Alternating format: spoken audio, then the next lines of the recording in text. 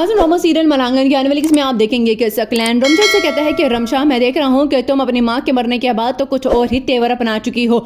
इतनी रात को देर से क्यों घर आती हो? तो सुनते साथ ही रमशा कहती है कि आप कौन होते हैं मुझसे ये सवाल जवाब करने वाले? आपको कोई हक नहीं बनता और हाँ, आप इस घर में अब कमाया करेंगे। सुनते साथ ही सकलैन कहते हैं कि तुम और महानूर तो हद से ज्यादा ही घमंडी और बदतमीज हो।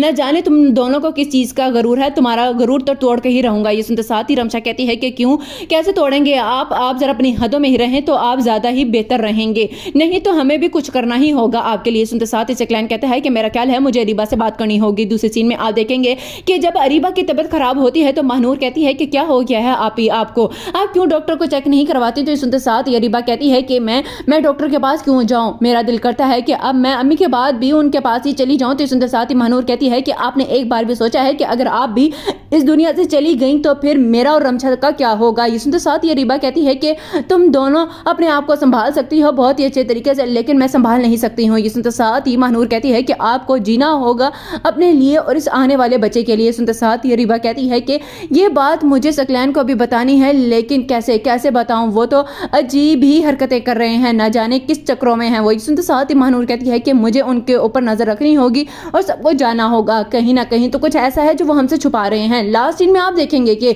जब माहिर अपनी माँ से कहता है कि आप भाभी को क्यों इस घर में रखे हुए हैं, उन्हें निकाल दें क्योंकि हमारे घर की सारी खुशियां उनकी वजह से खराब हो रही हैं। तो सुनते साथ ही माहिर की माँ कहती है कि मैं तो पहले दिन से ही उस लड़की के हक में नहीं थी, लेकिन तुम्हारा भाई है कि उसे तो सिर्फ और सिर्फ महानूर ही नजर आती है। ये सुनते साथ ही माहिर कहता है कि कुछ ना कुछ तो ऐसा करना होगा जिससे वो इस घर से चले जाएं और फराज भाई दोबारा पहले की तरह हो जाएं। सुनते साथ ही माहिर की माँ कहती है कि नहीं, ऐसा हरगिज नहीं हो सकता, मुझे तो लगता है कि शायद कोई तवीज़ गुंडे ही करके उन्होंने मेरे बेटे को अपने कब्जे में किया हुआ है। ये सुनते साथ ही माहिर कहता है कि बस फिर एक ही हल है कि हम इस घर में उनकी छोटी बहन ले आते हैं ताकि इसी तरह ही महानूर भाभी अपनी हद में रहेंगी। ये सुनते साथ ही माहिर की माँ कहती है कि साफ साफ कहो ना कि तुम उसकी छोटी बहन से शादी करना चाहते हो।